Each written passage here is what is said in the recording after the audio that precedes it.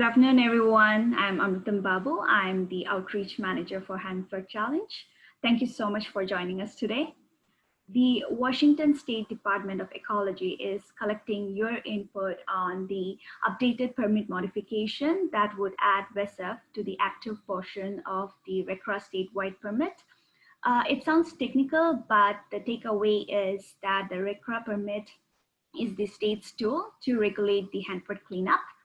Liz will explain what that means in her presentation.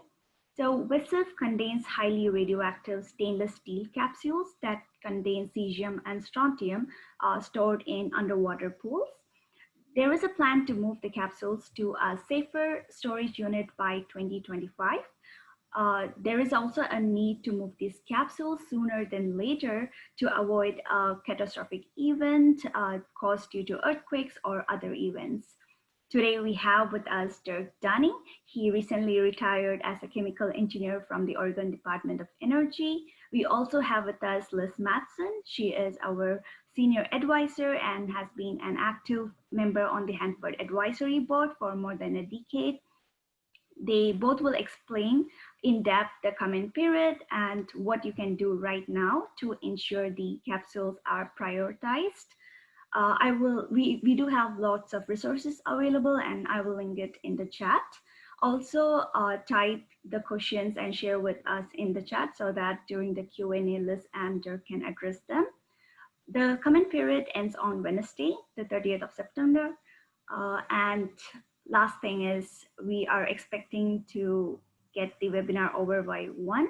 But if the presenters are okay and if there is interest, we can extend it a bit longer. The presentation should be over in half an hour and then we move to Q&A. I will play a 30-second illustrated video that will be helpful in understanding WESF, and then Dirk will take over.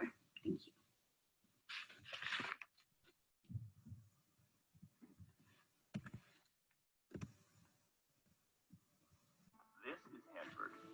The most radioactive waste site in the Western Hemisphere. Why? Because it made plutonium for bombs for 45 years, and that made a huge mess. One of the most dangerous sites at Hanford is the Waste Encapsulation Storage Facility. WESF provides underwater storage for over 1,900 capsules filled with highly radioactive strontium and cesium. A bad earthquake could cause an uncontrolled reaction, spreading radiation far and wide. No one wants that to happen. How do we stop it? Move the capsules out of the pool and into dry storage. The milestone to get the capsules into dry storage is 2025. We shouldn't wait. Get it done now.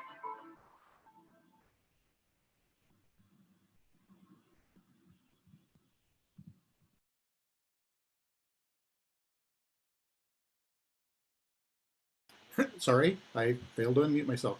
Hi, this is Dirk Dunning, and the focus did not move to me. Why is that the case? It doesn't matter. Yeah, you just need to share your screen and then... Yeah, but for whatever reason it didn't do it. Anyway, I'm Dirk Dunning. I was formerly a staff engineer with the Oregon Department of Energy and had under my purview a whole lot of facilities, but particularly this facility, the Waste Encapsulation Storage Facility. And what I'm going to present is a technical presentation that I presented a while back. Here it is. And what it is intended to do is not to tell you about the comment period and all that. Liz and Amritham will cover that for you. What my presentation is for is to give you some idea of the technical problem that's there. And I apologize that it is fairly technical. I've tried to make it as simple as I can, but bear with me as I go along. This is the northern exterior of the WESF building. And DOE loves to use acronyms, and so the Waste Encapsulation Storage Facility, WESF, is pronounced as an acronym WESF quite commonly. It is the concrete building you see here. The taller concrete building you see on the left adjoining it is a canyon facility that's 1,000 feet long where nuclear fuel was processed.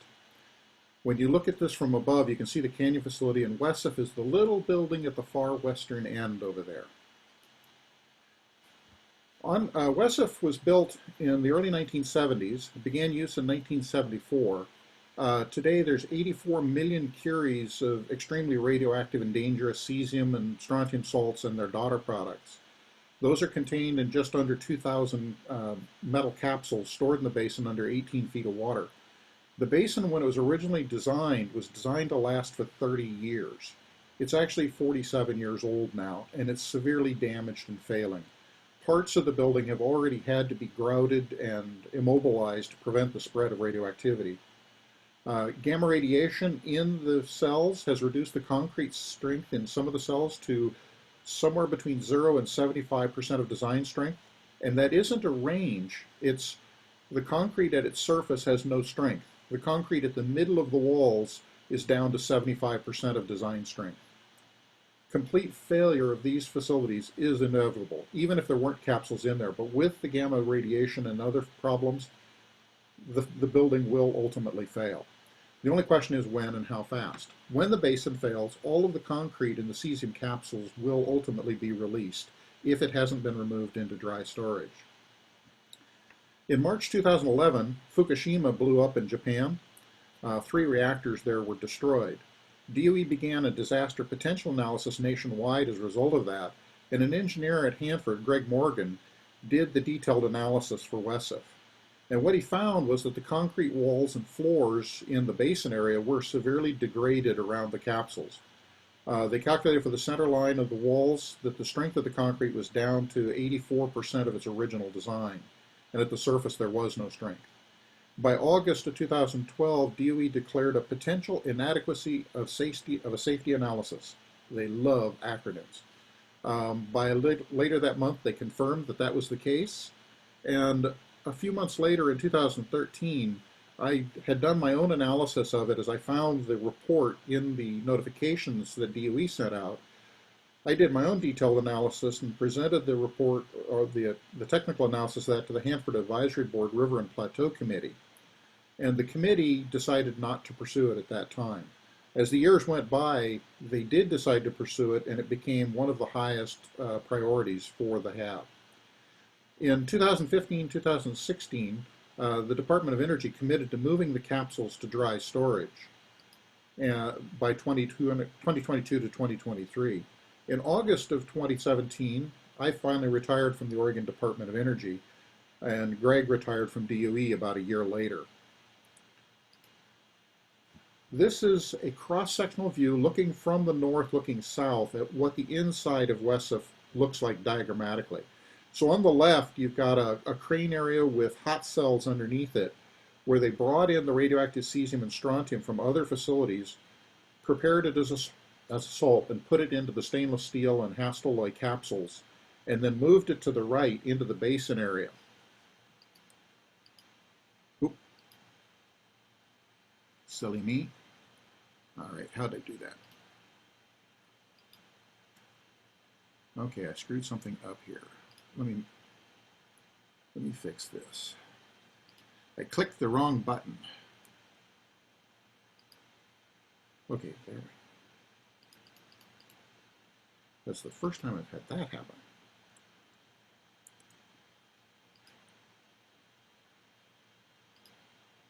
Silliness.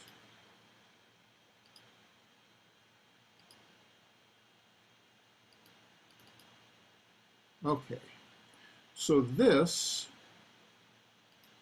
is what the hot cells look like inside of WESF, or what they look like when they're in operation. The windows on these cells are very thick to prevent radiation exposure to the workers. This is what the capsules diagrammatically look like. What they had was, for the cesium capsules, there's a stainless steel metal container that they put the cesium as a chloride salt into and then welded a top on it. They then put that into another 316L stainless capsule and welded another top on that. For the strontium capsules, they did the same thing, except the inner capsule in that case is made of a different alloy. In both cases, the capsules are double contained. They're about 21 inches long. They're about 2.5 inches in diameter, and they weigh about 25 pounds. Today, the cesium capsules have enough radioactive material in them that they're generating about the equivalent of one or two 100-watt light bulbs. The strontium capsules are somewhat hotter, about twice as hot, and in total, all of the capsules are producing about 222 kilowatts of heat, which is a lot. In order to deal with that, the capsules are stored underwater, both to remove the heat and to protect from the radiation from the cesium capsules. The cesium decays and produces intense gamma rays that are extremely dangerous. And here you can see pictures of what the inside of the facility looks like, both with the crane over the top of the basin area and then looking down at the capsules in storage racks at the bottom of the pools. And this is another example that you can see at the bottom of the picture, the cesium capsules at the bottom of the pool. And you can also see there's rust on some of the stainless steel at the top of the picture. That's expected after 40 years of life. This is the more common view that you'll see in brochures about WESF. The picture on the left is how it appears in real life. The picture in the middle is how DOE typically shows it to highlight the danger of the facility. What you see at the bottom, that blue glow around the capsules, is called Surinkov radiation. It occurs when the gamma rays from the capsules go out into the water. They're actually exceeding the speed of light in water. And they then have to slow down to the speed of light in water. And in doing that, they give off this blue glow. In order to make this picture, they had to do a time-lapse picture of the cesium capsules and then a quick picture of the person standing above it. And on the right, you can again see the Surinkov radiation. This is an example of the same thing from above. When you look at WESF as viewed from above, north is to the right, you can see that the capsule pool area is over, I'm sorry, north is straight up. The capsule pool area is over on the left and highlighted in green. And the 5 particular parts of the pool that they've used are only these cells highlighted in green. Those are the ones that are severely damaged. So what's the problem? If the water level in the basin drops to 6 feet over the capsules, the radiation levels increase to a level that makes human entry just impossible. The radiation dose would be lethal in a very short period. As the levels drop lower, the radiation level increases dramatically to the point that humans can't get within about 50 yards of the building under any circumstances. And without cooling, the cesium capsules overheat, they crack and fail and release their contents into the environment. The building temperature then rapidly soars because there's no way to remove the heat. And in DOE's estimate, the temperature inside the building could exceed 300 to 1500 degrees centigrade. And at those temperatures, the concrete of the building itself structurally fails. In the 1970s document, The Basis of Interim Operations, DOE notes that if a single one of these pool cells fails and drains, there is no emergency response or recovery possible. So loss of water from a single pool, analysis documented in 2000 indicated the dose rate due to direct gamma shine at 100 yards away would be about 2 rem per hour, which is an extraordinary dose. Today, that would be at about 60 yards away from the wall. They also noted that currently there's no control that could be relied on to terminate this event once capsules have been uncovered. Thus, facility control is effectively lost. That means you can't go there again. You can't do anything about the problem at all. It just simply runs off on its own. And the continued progression of the event leads to a gradual evaporative loss of the water in the remaining pool cells and thermally induced failure of the uncovered capsules. This is from their own document indicating that if this ever drains down for any reason, you end up with an unacceptable complete loss of control of the facility and release of all of its contents. Prevention. So there's a limited ability to add water into the WESF basin. To prevent disaster, it has to be added faster than it leaks out, obviously. There's no easy way to estimate just how much water is required because there's no way to estimate how severe the damage really is to the concrete and how it might really fail, or how a water line break at the bottom of the basin might affect the water levels. DOE plans to use water tankers to provide water in the event of an emergency, but that requires getting inside the building, and if you can't get inside the building, that can't work. And in addition, DOE is often very slow to respond. The example with the tunnels at the Purex Canyon is the most recent example where it took many, many hours for them to even recognize they had a problem and a day to actually begin to respond at all. And if the water level drops to within 6 feet of the capsules, it's all over. So what's the result? As the cesium capsules overheat, they corrode, crack, and fail. This happens because chloride is death to stainless steel. It fractures it. And particularly when the temperature gets to several hundred degrees, it occurs quite quickly. The original analysis for WESF estimated that 5 capsules would fail in a month. That'll happen a little more slowly now, but with no cooling, the temperatures in the capsules rise so quickly and so high that it's inevitable all of the capsules will fail. Cesium as a metal and as a salt is also highly volatile. It boils off as a gas quite easily. And so it will release from the pile of rubble as vapor to become particles on the surface. As rainwater infiltrates the pile, it'll form steam in the heat from the capsules, and that too will drive release. If only 10% of the cesium in the capsules rises to the surface, the release would equal the release from the radioactive cesium from the Chernobyl disaster, just to give you an idea of scale of what we have. If you go to Russia and you look at the Chernobyl area, on the left, you can see a map that's got dark red areas, a little lighter red, some pink, and then orangish. The 2 darkest colors are essentially areas that you cannot go. In the permanent control zone, they do allow some workers under severe restrictions, but it's a no-go area. That green circle is on the right for the Hanford site, about the same size as what would be expected at Hanford from a similar kind of release. And then the little circle inside on the left, you can get an idea of the scale of what Hanford is compared to the scale of Ukraine.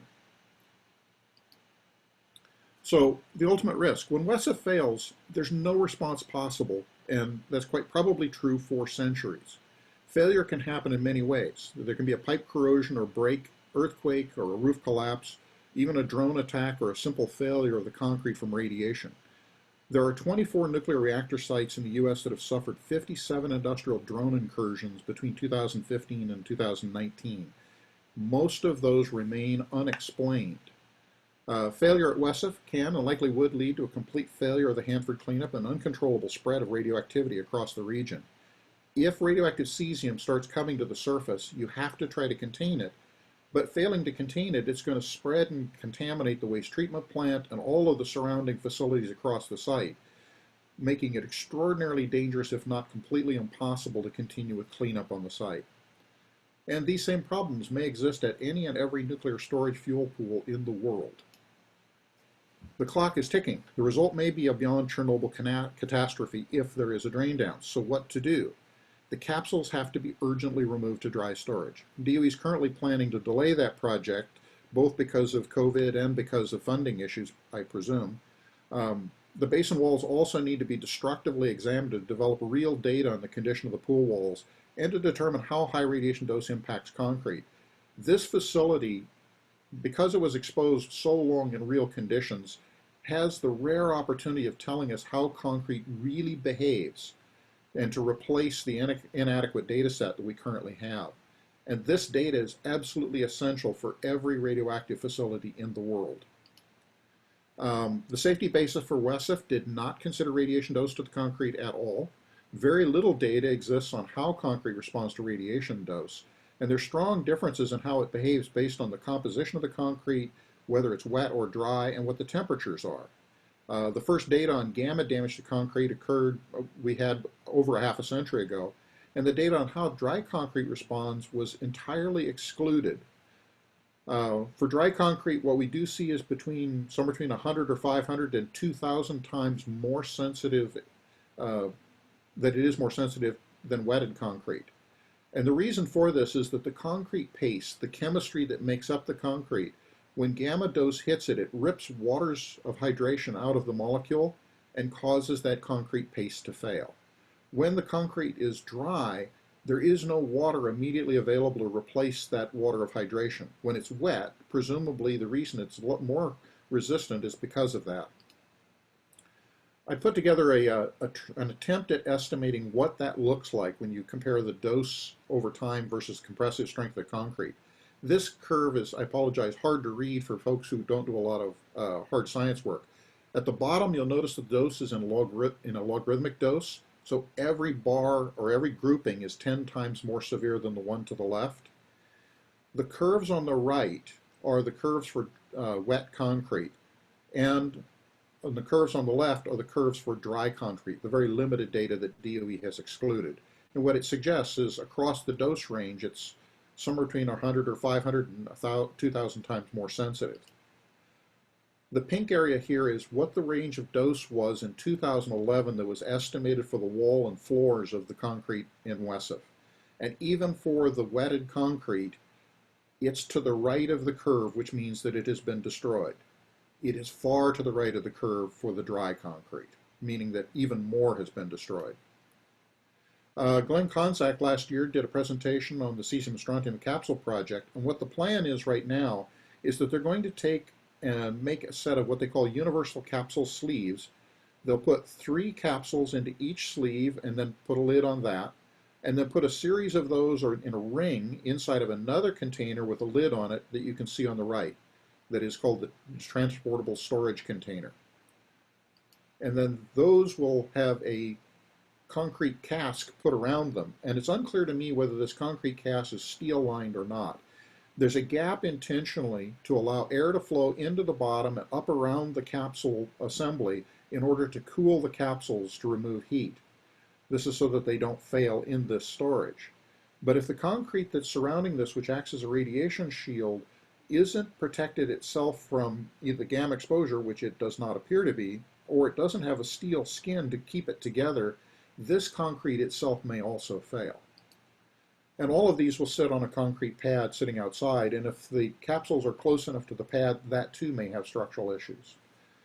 And that is my presentation. So I'll turn it over now to Liz. Thank you, Dirk, and thanks everyone for being here today. So for these comment periods, we've been putting together something we call our Say What Guide. And that's a way to take these complicated comment periods and make it more accessible, break it down, and when we can, share it in an event like this. So for this one, we went over that this is one of those Hanford treasures. The acronym for the name of the building is itself its own word. And I apologize for the baby sounds. I came to Indiana to get some childcare help, and someone is on their way. Of course, my baby wakes up right when I'm presenting. So the way these Say What Guides are structured is there's a little background in the front, and then it moves to our concerns and some suggested comments. So this is in the chat for you to review and in your own time, having heard this, if you want more time to look at some of the links. This is going too fast. So the second page, we have our concerns and comments, which I'm going to go over. So this comment period was tricky for me to understand, and I've been working on Hanford for about 12 years now. And the reason is, for a lot of these facilities, like WESF, these huge buildings, and this is a smaller one when you see it compared to the Canyon building next to it, it's broken into different units that are managed discretely. So there are parts of WESF that are already in, there's a motion sensor light in front of me. There are parts of WESF that are already in the permit, and then there are parts of it they had to add to the permit to make it possible for them to prepare the capsules for dry storage and make that process happen. So what happened is in 2017, the Department of Energy said, we'd like to add these parts of WESF to the permit, and gave the permit application. And the Department of Ecology reviewed that and said, we need you to add information, there's things missing. So they did that, and then Ecology updated the documents, and then they put it out for public comment for us. And in our reference links, you'll see down here at the bottom, I put some of the direct documents that are part of this comment period here, and they really are hard to understand. If you go straight to the Department of Ecology's website, the page for this. It's not intuitive, so I tried to pull out the most helpful documents that are there. And there was one thing that was tricky. I did try to get information about the supplemental information that DOE was supposed to provide. A letter exists, but the attachments that it references are not a part of that document. And so that's another challenge with these comment periods, is access to information and making things accessible, which is one of the comments we have. So the main points that we suggest for comments on this comment period is part of the permit, it basically tells them how to do a cleanup or an action safely and in accordance with the law. And part of that involves emergency planning. And because there's, as Dirk was talking about, the degradation of the concrete, there's differences of opinion about how bad of an emergency it would be if these pools failed and how likely that is to happen. And so we really want to put some pressure on saying, make sure that your emergency response plan is for a catastrophic release, so that we don't have an issue like we had, like we've had in the past, where it takes a day or two for anything to happen. And Dirk can address this in the Q&A if anyone's curious, but it takes a while for the cesium to release. So actually planning around, you know, it happens gradually, but also it's immediate action is the most important thing. And then the second 2 points Dirk also talked about around dry versus wet concrete and the data sets about what the effect of gamma is on concrete. So we have, one issue is there just isn't that much information that's been collected. So the first piece is, once you get these capsules out of there, test the concrete and get that data into the world so people can use it. In the response to comments, which is linked on that reference page from the last 2 comment periods, in the response, Ecology said they are not planning to do that assessment of the concrete. So that's an important point to put in there, to say, we want you to look at this. This is important data, and it could impact a lot of other parts of Hanford, and especially, like Dirk was saying, the casks that they're putting these capsules in are concrete. They're going to be sitting on a concrete pad. So having that information and having more real world applied information is really helpful. And then the last pieces are asking the Department of Ecology to use their regulatory power to try to push getting these capsules moved to dry storage sooner than 2025. And the last piece is to make information accessible. I had a lot of frustrations with this comment period, which ends next Wednesday. So you have some time to write comments, and we really welcome any questions, or even if you want to have a conversation and have a question to talk through something, we're happy to help. And then when you're ready to submit a comment, there's a portal that is on the Department of Ecology website, which is linked here. And you can attach your comments as a Word document or a PDF, or you can just copy and paste them into a little text box. And then the other resource we have for you that's also in the chat is a version of these sample comments, suggested comments that are in a PDF. So it's a little easier if you wanted to copy and paste it and then do some edits.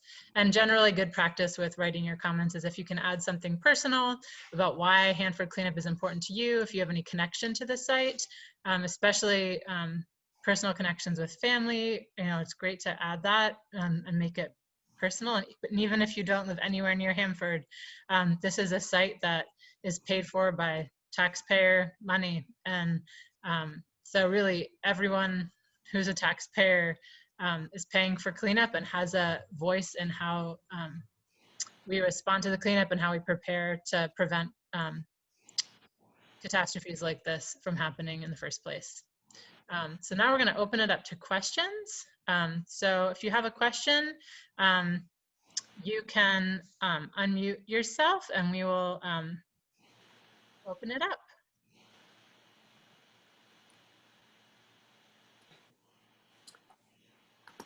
Can I? Oh, sorry. Go, Deanne. Go ahead. Oh, it's a sort of a more general one, but You say this is the Hanford Challenge highest priority. How is this, and I recognize this shouldn't be an either or, but how is this in relationship to the tank issue in terms of urgency and concern and focus in general? One way to think about it is this is a problem that has a very easy solution that's incredibly easy to accomplish and is not expensive. So it's a priority in the sense that if something goes wrong, if there's a major earthquake and the pools drain and the radioactivity is released, you could end up with a Hanford site that you can never access again, which you think all the tank waste there, there's so many complicated problems that Dirk can talk about in more detail.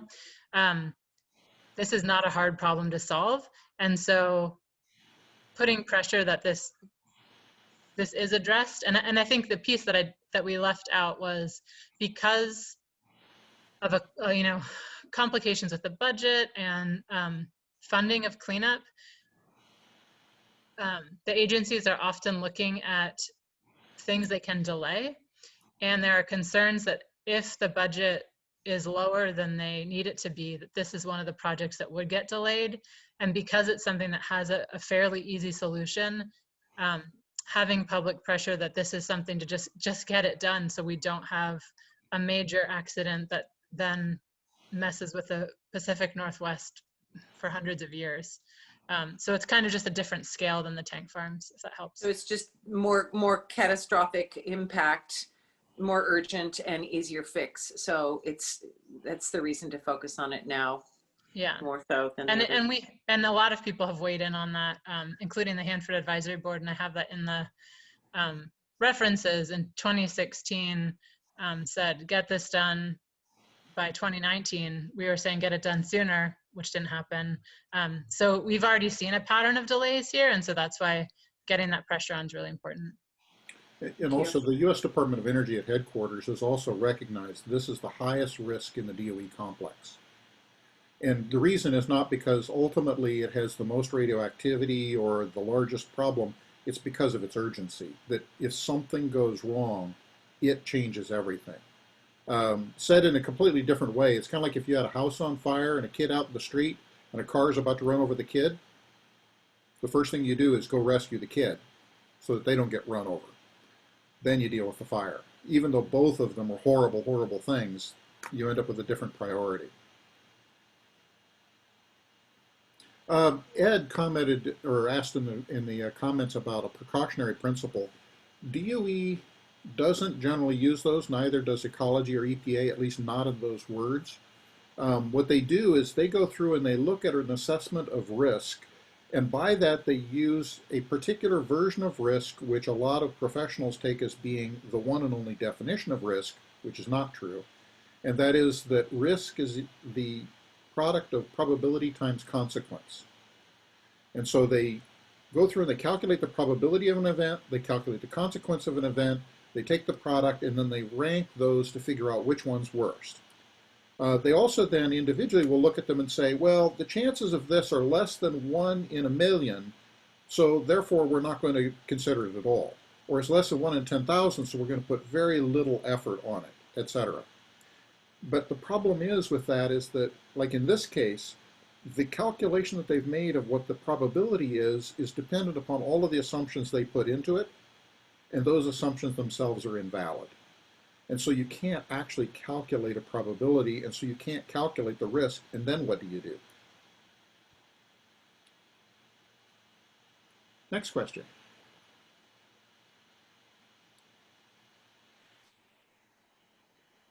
What's the estimated cost for accomplishing the dry casking? Tom, as I said before, I'm not sure because I haven't not followed it. One of the great and glorious things is I retired, and I actually let go of all of this.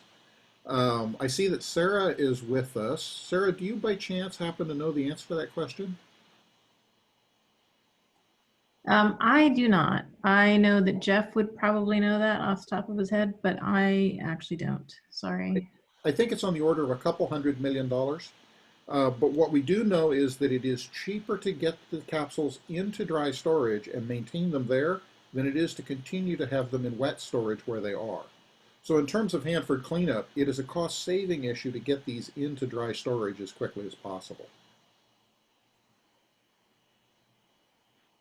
I was just going to comment that just the other day, um, the two of the Hanford contractors had to pay back $57.75 million due to fraud, on top of $125 million that they had to pay back from 4 years ago. So I think there's some money available to, at this point, that we could do some dry casking as opposed to having it go into pockets of unethical contractors. So a question came up the other day when I did this presentation. I forget who it was that asked, but one of the participants asked about what happens with COVID. And the answer is, in the same order of priority that we talked about earlier, that with the virus running around, the first thing you do is protect human life. The next thing you do is go after the catastrophe hazards, and those may end up with a trade-off between them. And then you go after the larger hazards after that. There's kind of an order of precedence. And so with the problem with the virus, there are huge efforts to make sure people are not exposed and do not have issues from that. And those are delaying everything at Hanford, and that is expected. At the same time, that shouldn't unduly delay the huge project.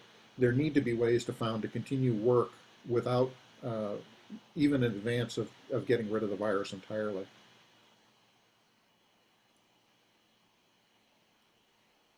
So what is, Ed asked, if there's a failure, what happens to the Columbia River?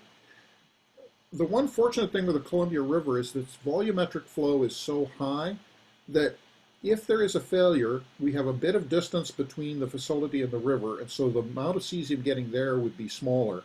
Once it gets into the river, it's going to mostly be washed downriver and out to sea, but there would be some.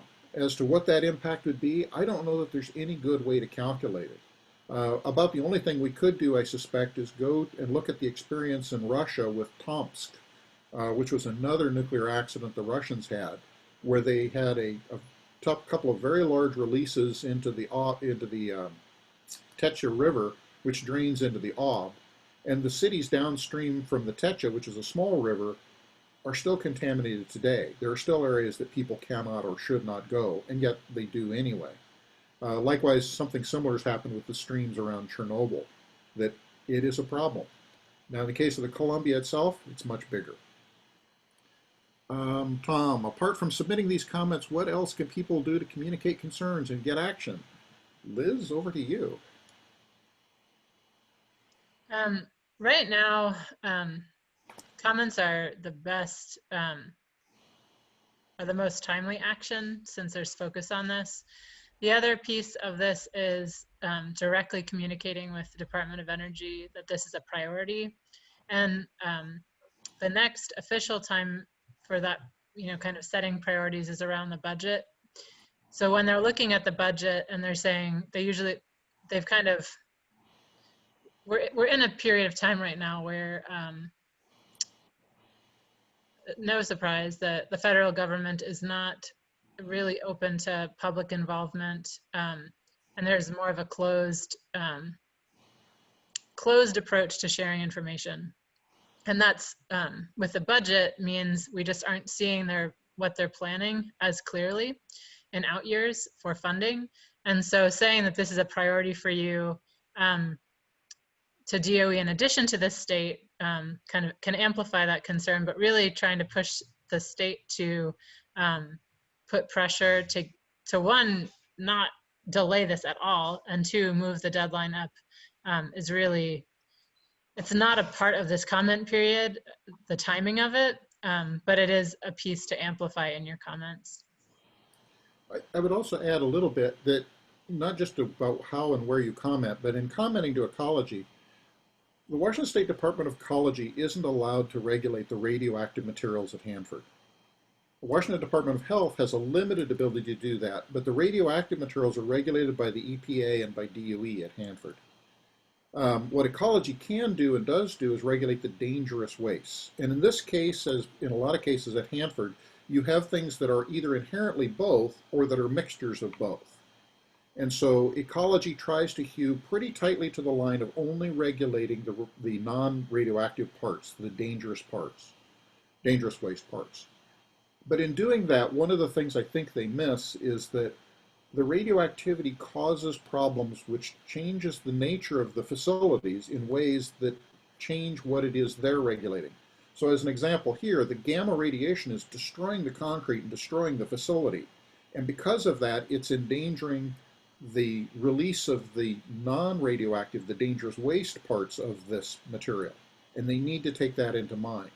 And in particular for the concrete, because of the damage, there is little data on this across the entire world, let alone across the state or the nation. And what's needed is a much bigger data set, which will then influence not just here, but also the pad that this is stored on in the capsules, also the waste treatment plant itself in the high-level plant, the low-level plant, the pretreatment plant, the caster casts, which contain cesium-loaded glass logs over on the other side of the site. There's a whole bunch of facilities at Hanford that will be exposed to very high radiation doses. One of the highest is going to be the facility that stores the radioactive glass from the waste treatment plant. The radioactivity in that facility will be so enormous that it is likely that they can't use any kind of regular grease on the rails that are used for the crane, and they can't use electronics. They're going to have to use mechanical methods because the radiation will destroy any of the electronics and even the organic greases. And so you've got those kinds of problems that ecology may not consider, and they need to consider in all of the things they do, that the radiation changes their problem. Are there any registered or professional engineers involved in the decisions? I was. To be very direct about it, I am retired. I retired my license. I am no longer an engineer under the law. That doesn't mean I've lost any of my experience or what I knew, but just to be clear, I am not an engineer and I'm not expressing an engineering opinion anymore. Most of what I showed you in the presentation was my registered professional engineering opinion while I was a registered engineer. At Hanford, there's an interesting thing where the federal government is allowed to use non-registered people to do engineering work under their guise. And to that degree, there are a lot of engineers involved who are not necessarily registered. There are also a lot of registered engineers involved, particularly when you get into the design of the casts and the capsules. All of that, I'm sure, will be handled by registered folks, and ecology will be required to assure that everything is stamped in accordance with the requirements, both for the structural calculations as well as all the metallurgy and related things. And so, yes, they will be there. And Did Natalie, you see Deanne's question before that about the data set? I did not. Which I think if you also just, I don't know if you have any context to share about like kind of the loyalties around science that kind of exist in the Hanford world, which make this conversation about data sets and concerns a little more complicated. Well, let me go back a bit to Deanna's question, because it's really important. She asked, is getting this data set a priority for anyone there at Hanford? Greg Morgan, in particular, thank you, Greg, for all the work you did. I remember talking to Greg one day, and he quite literally said that getting this data and doing this and getting the capsules out of these basins were for him a mission from God. And he was absolutely serious.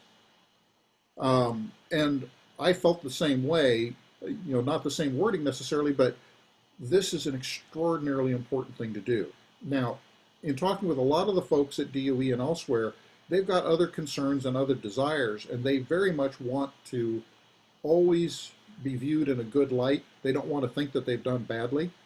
And so they will try to defend the data as best they can. And in the case of this data, they have argued pretty vehemently to exclude the other data on a variety of reasons.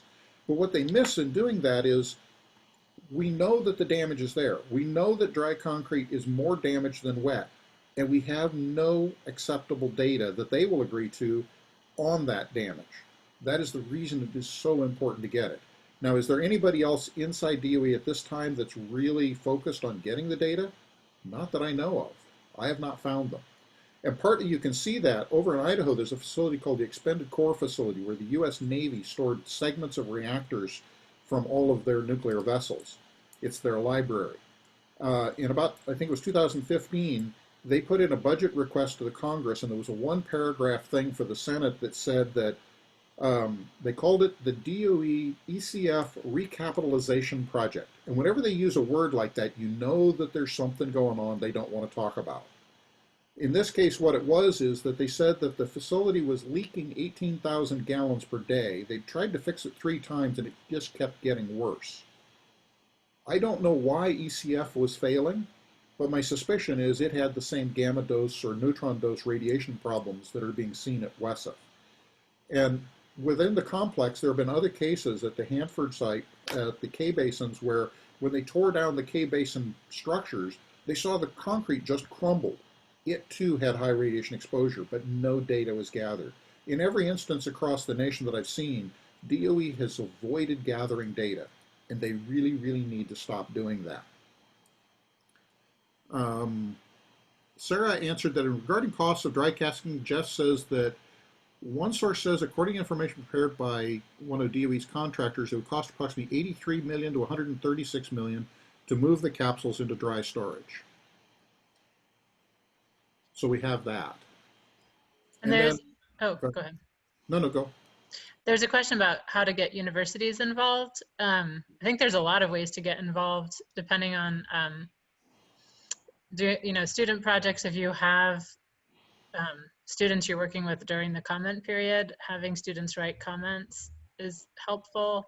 I think also just looking at a history of preventable accidents in the country, and kind of, there's so many things to look at in that context. And I'm sure other people have ideas too.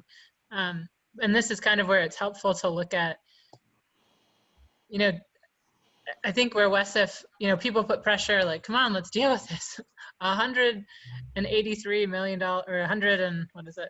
$136 million is nothing for Hanford. Just get it done, like get this risk out of there. And it just almost seems insane that it's still waiting to be done. And I think that's where there are so many problems at Hanford that don't have an easy solution. A lot of the time and energy and money goes towards those problems, and then things get forgotten, or like, well, there's a plan for this other thing. We know how to deal with it. Let's talk about how to treat Hanford's tank waste. Things get lost. Along that line, the Hanford budget is huge, a couple of $1 billion. But even at that, if they would just add $500 million a year to it, they dramatically shorten the life of cleanup. And the reason is that the vast majority of money at Hanford goes into what they refer to as hotel costs. It's the cost to just stand in place and not manage to solve the problem, because it requires a huge workforce out there just to maintain the materials as they are today. Anything added to that actually gets rid of things and takes that money off the ledger.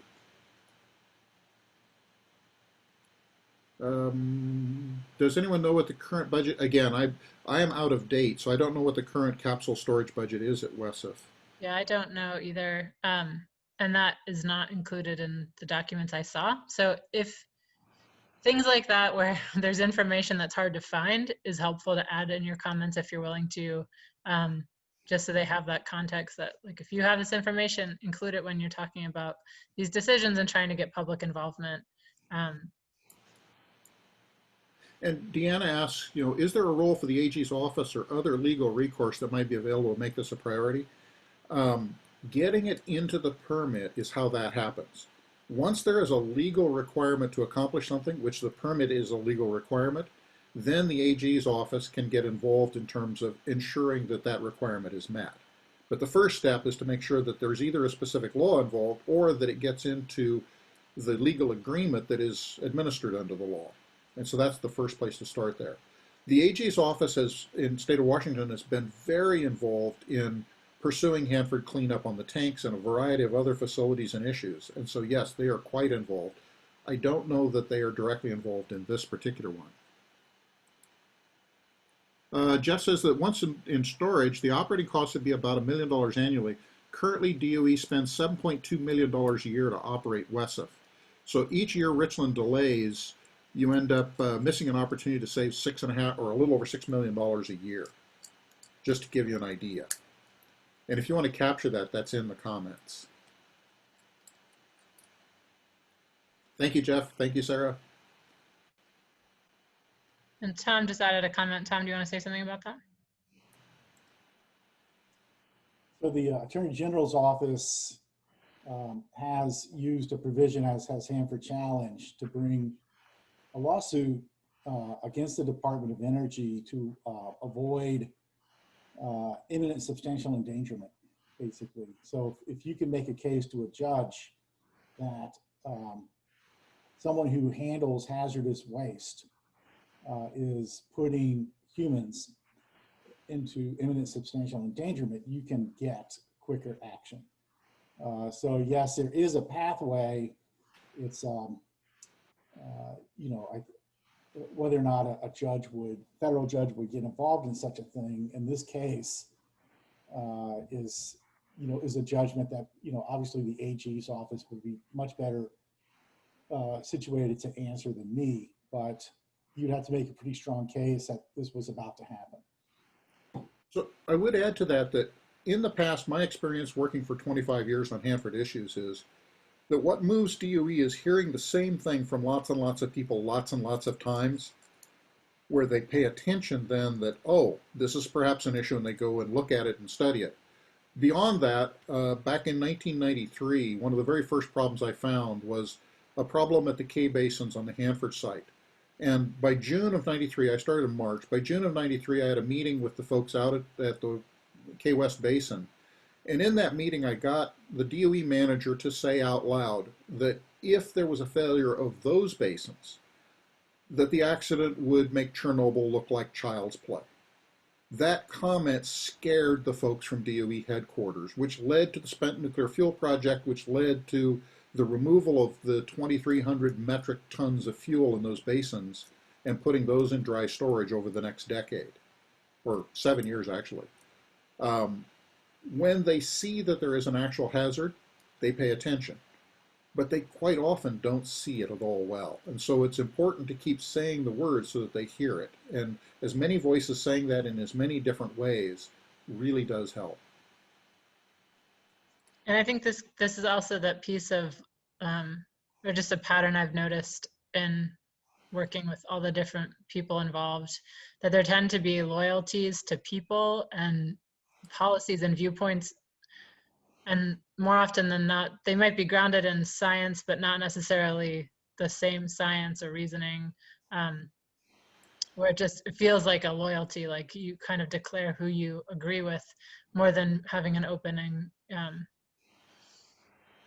mind to new information. And it seems like there is some resistance to really, WESF is one of those things where everyone knows it's a bad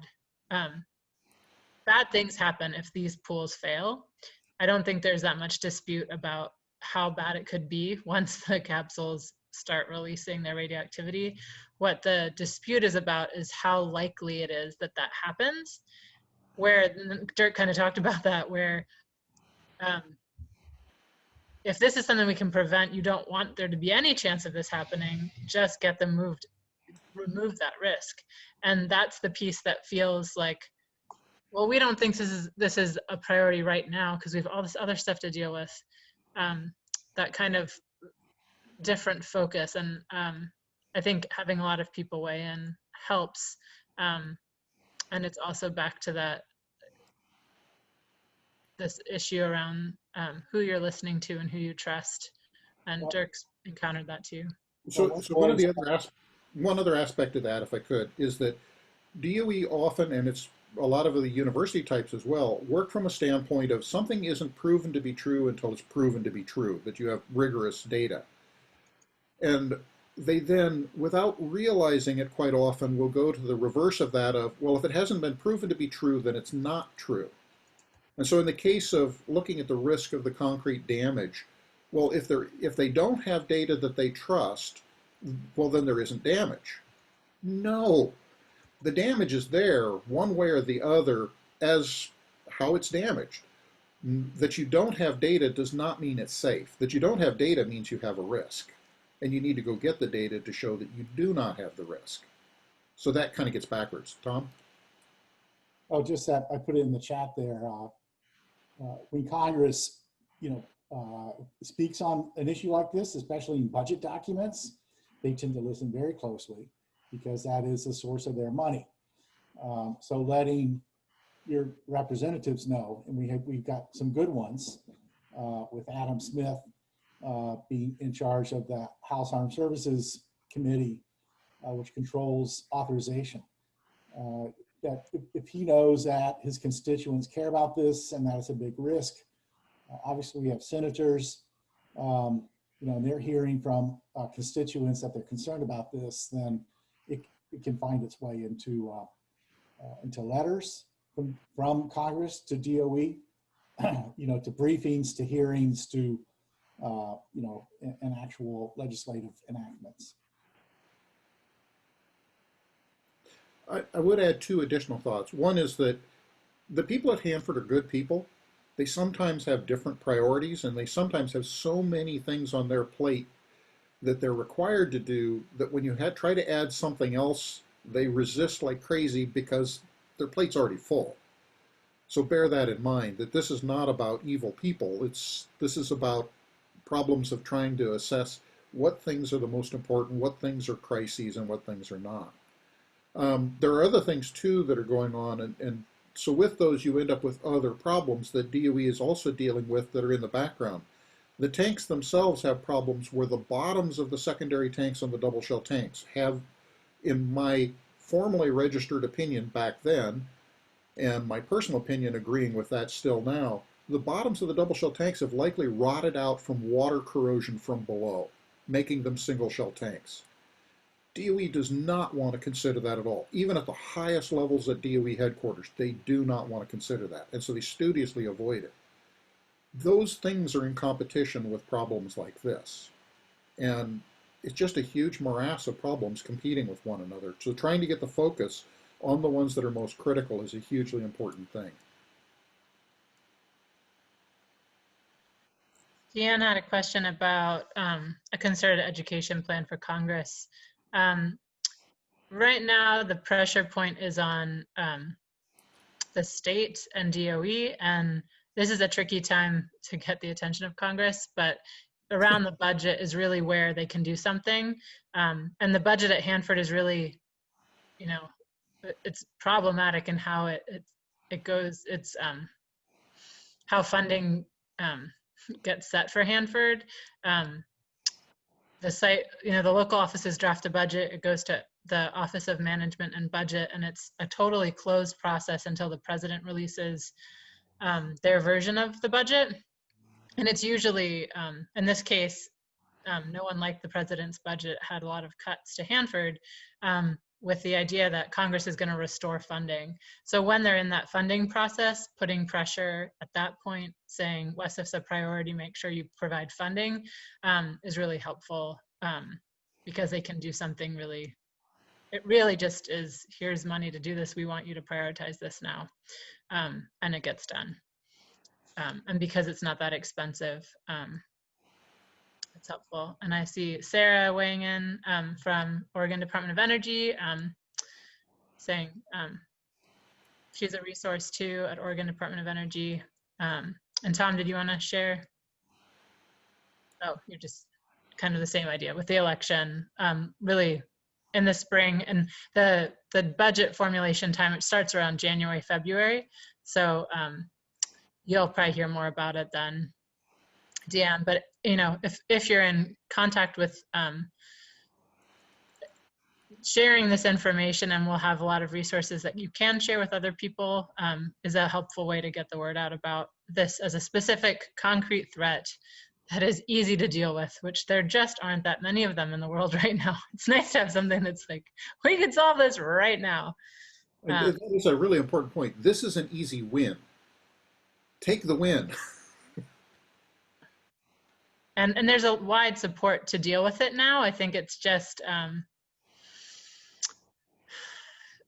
getting people's attention, and kind of making that empowered piece of like, here's money and now just go do it. And if people, and we're at time, I can stay and chat longer if people still have questions, and I put my email in the chat. Feel free to reach out directly if you have questions and need any help or have a question. If you draft your comments and you have a question like, is this right? Or am I saying this? Is this accurate? Feel free to reach out. We're happy to help. And we just really appreciate everyone for tuning in. I know this is a tough time. And I saw that you just joined, Judy. I don't know if you have any questions. We're happy to provide a summary if that's helpful. And I will repost the Say What guide in the chat so it's an easier link. It's also on our website, and we're going to be posting it often on Facebook and Twitter. So you'll see it pop up, and we'll be sending reminder emails next week on Monday and Wednesday in case it helps to get a reminder. It helps me. So, and there will be a recording. The recording of this will be shared, so we'll have that. And we'll also pull out some of the questions you had about cost and make sure we share that also and include that in the materials since they aren't in there right now. About how much it costs to maintain, how much cost savings it would be to get this done sooner rather than later, and then just the cost of getting these into dry storage. So thank you. Any other questions? Jim made a good point in the comments that as a historical standpoint, DOA identified WESF capsules as a critical part of Hanford cleanup in 1986. And so now we're 34 years later. It's even more critical, and particularly because the building has now been damaged by the capsules. And one piece about, I know that this concrete piece, there's dealing with WESF, and there's also just this bigger issue about collecting data, which is a nice legacy for Dirk to pass on to us to carry that torch. Not being someone with technical expertise, it wouldn't be the first thing that I focus my attention on, but seeing how important that could be to prevent issues at other facilities. And Dirk, can you just mention the implications the degradation of concrete could have for commercial spent nuclear fuel pools? That was really impactful when I heard that from you. Just to hear. So here's the problem. Here's the problem. At all of the spent nuclear fuel pools, the NRC has allowed high density storage in the pools. So the fuel is 4 inches off the concrete walls. Most of the pools are lined. They either have a chemical lining or a steel lining. Some of them are not. Some of the concrete's wet, some of the concrete's dry. There are many of the facilities that are beginning to see various different problems and they don't understand them. Some of them are chemical reactions, alkali, silica, and other things.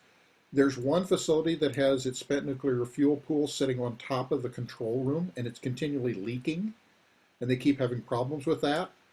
The problem for the nuclear engineers, if they don't have the data and they don't know that this is a problem, they will not see that it's a problem, and all of their accident scenarios and analyses will not include it. And as a consequence, then, they're not prepared when bad things happen. This is partly why Fukushima went as bad as it did, is what they considered a beyond design basis event, where it was outside of anything they thought could happen. Well, the reality was, not only could it happen, it did happen. Chernobyl in some ways is the same thing, only that was more about operator failure than anything else and a bad design. But a lot of the facilities have issues that they need to be fixed. And they have there's a tendency with the Nuclear Regulatory Commission to run on with hazards in place, assuming that the risks are acceptable based on their risk calculations. As an example, the Columbia Generating Station has a broken pump in the primary. It uses ejector pumps, these large pumps that are flowing water using a different, it's a tornado, well, it's a Venturi effect to make the water flow inside the reactor. Well, one of them, it's got two brackets on either side. One of the brackets is broken and the thing is wobbling on the other bracket. And that was accelerated by hydrogen corrosion or hydrogen brittlement of the steel. And so what they did is decided, what we'll do is we'll change the conditions so that can't happen. I'm sorry, it's oxygen corrosion. They ended up adding hydrogen to it, and they made the entire accident scenario suite more dangerous. and they're continuing to operate with a damaged piece of equipment. NRC has done this a lot. Occasionally, when they find one that truly is egregious, they repair it, and that has happened as well. I won't go into a lot of those because it could take another hour. But what you'll see is that the concrete damage, if it's as severe as I think it is, and based on the research data from universities and others, then there is a severe danger at all of these facilities that any one of them could have a failure. And any one of them is as bad as WESF. And so running without the data, we're running with scissors, guys. This is not good.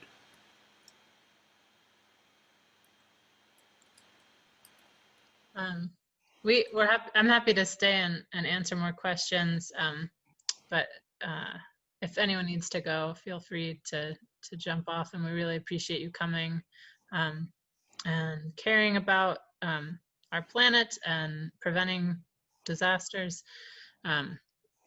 This is a hard time to hear more bad news, but this is one of those things we can do something about, which feels good to me. So any other questions, or you can be specific or just whatever, throw out what you're thinking about. Yes, I am new to Oregon and new to the Pacific Northwest, and pretty new to being concerned about Hanford. My question is, do the comments need to have a fair amount of science in them? No. Science helps in some cases. In most cases, when the agencies go out looking for comments, they're looking for people to tell them things about what's important to them. It also needs to be based on stuff that's real, and real can be science. It can also be other things about how it's impacting you, why this concerns you, why this is a huge issue. When it comes to writing their DOE's or ecology's own regulations and their own comments, they're going to have to apply it on science. So they need that, and that's necessary, but not necessarily in the citizen comments. Okay. More important is understanding how it impacts you, why this is important, why you think this is something they need to deal with urgently. Yeah, Okay, and you can use your, another example is just your values. You value protecting the Pacific Northwest. You value protecting your home. Having a big catastrophic release of radioactivity is a bad thing.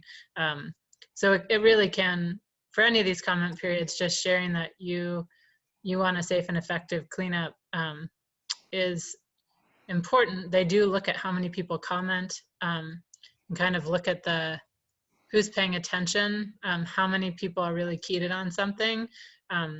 Does go into how they prioritize work.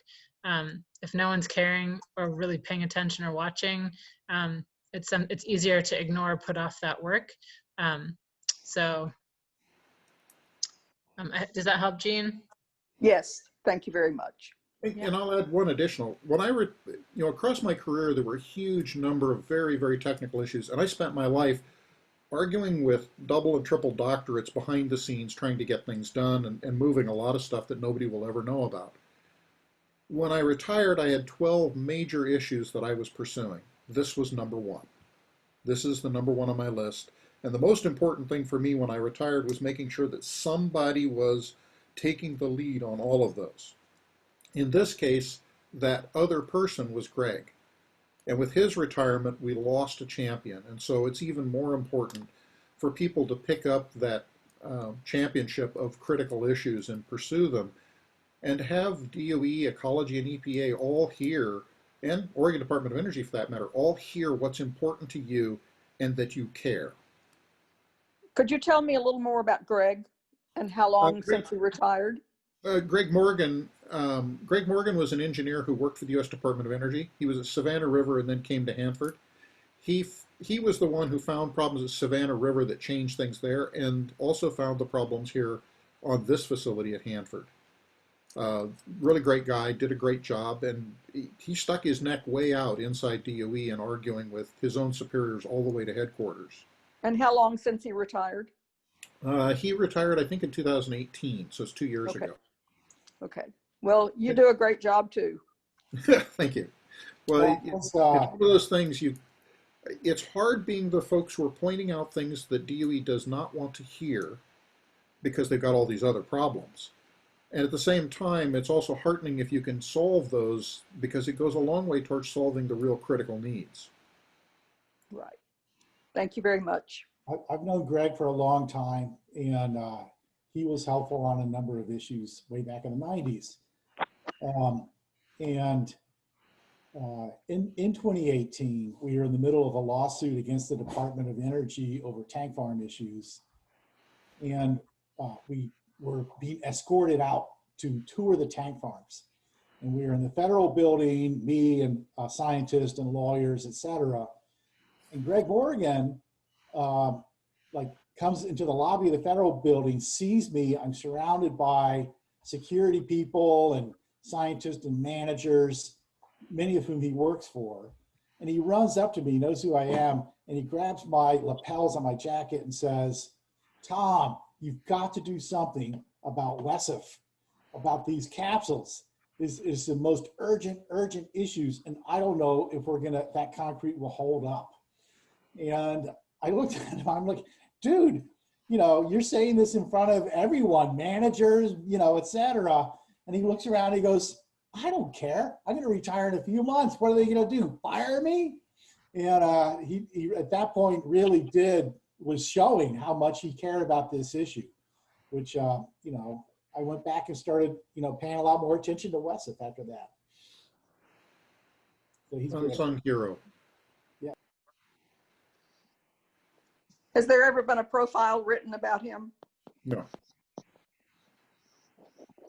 There's a whole lot of folks over the last few decades that I've known who are equivalent unsung heroes in this whole thing across the entire DOE complex. There's a lot of folks working behind the scenes to make bad things not happen and also to make good things happen. And that's inside DOE as well as out.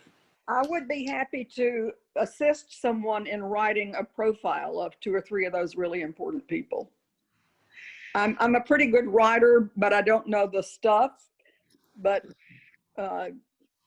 let's make it accessible. Get the Oregonian on it.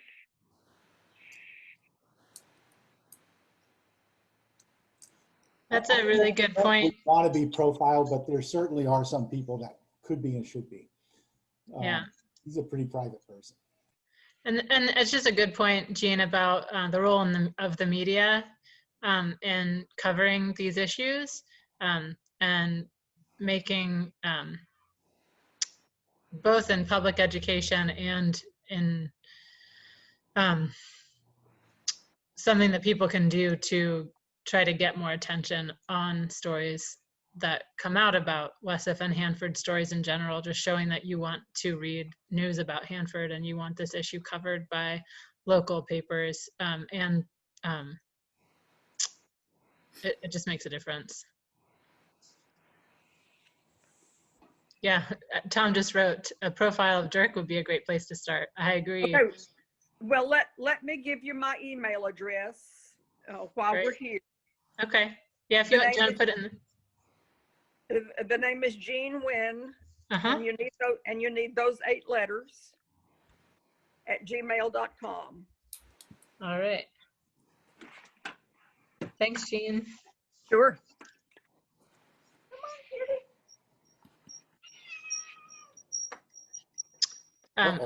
Another resource that we have in the Say What guide, I'll just pull it up again so people, there's a lot of links in there.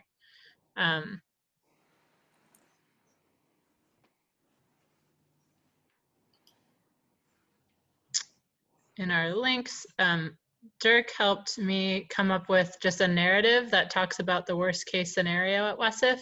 If you want more detail, his presentation is in here too. So at the top of the background, there's an article that came out recently about WESF. So that's a place, if you go click on the article and you comment, that's a great way to keep getting attention on this. Okay. There's Dirk's presentation that he gave today, and he also gave it at an event that Columbia Riverkeeper had. I believe it was last week or 2 weeks ago. And then there's a recording of that meeting. So accessible now. It's pretty much the same presentation, just less about the comment period. And then our video we shared about WESF, which is another tool you can share on social media. It's really short, 30 seconds. Great. And Could helps. you send me those items? Yeah, now that I have your email, I'll be happy to. That'd be great. Thank you. And then the second link, we have our sample comments, and then this narrative, worst case scenario at WESF, is just an attempt to have a more of a narrative of kind of what could happen. And if you wanted to write more involved comments, there's stuff you could pull from there, painting the picture of what you don't want to have happen, and it describes more about how an emergency response could look, and how getting the capsules into dry storage is important. Cool. Okay, I need to leave now. I'm about to run out of power. So Okay. Thank you very much. I look forward to hearing from you, Liz. Okay, thanks, Jean. Thank you all. Yeah. Anybody else with questions before we wrap up?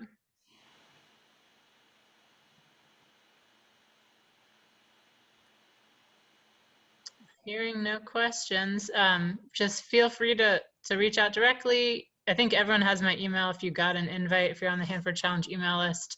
It's also on our website, and I put it in the chat. And we'll be in touch. We timed this so that we'd have more time before the deadline if people have questions. So Thanks so much, Dirk. yeah, thank you, Dirk, so much for helping. Yeah, and Happy thanks to. everyone. Have a great weekend. Bye, guys. Bye. Safe.